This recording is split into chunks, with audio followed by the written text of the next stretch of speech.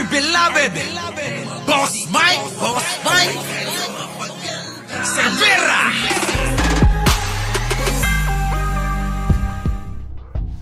Isiniwalat ni Justice Secretary Jesus Crispin Remulla na maaaring tumistigo laban kay dating Pangulong Rodrigo Digong Duterte, si retired police colonel at dating Philippine Charity Sweep 6 Office General Manager Royina Garma. Testigo si dating Police Colonel Royina Garma laban kay dating Pangulong Rodrigo Duterte kaugnay sa kinakaharap nitong Crimes Against Humanity sa International Criminal Court sa The Netherlands. Kinumpirma po yan ni Justice Secretary Boying Remulla. Si Garma na dumating lamang sa Pilipinas mula sa Estados Unidos itong nagdaang araw ay lumipad naman patungong Malaysia noong Linggo ng gabi upang makipag-usap sa mga kinatawan ng International Criminal Court o ICC.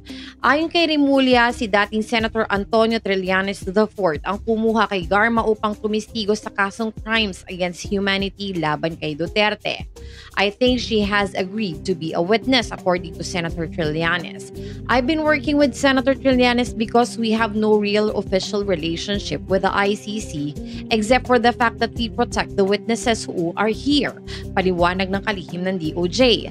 Nilinaw naman ni Remulla na wala silang direktang komunikasyon sa ICC kundi tumutulong lamang sila na protektahan ang mga testigo. We protect the witnesses who are here, who may have been the subject of an ICC request because we have to protect our witnesses. The complainants are from here, the witnesses are from here. So it's just right for the DOJ to protect the citizens who are inclined to testify. Paliwanag pa niya.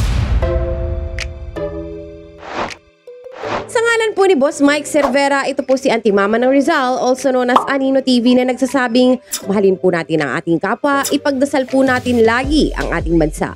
Magandang umaga, magandang hapon at magandang gabi, saan man dako ng mundo naroon kayo, at syempre, magandang buhay na rin para sa ating lahat. Maraming salamat po.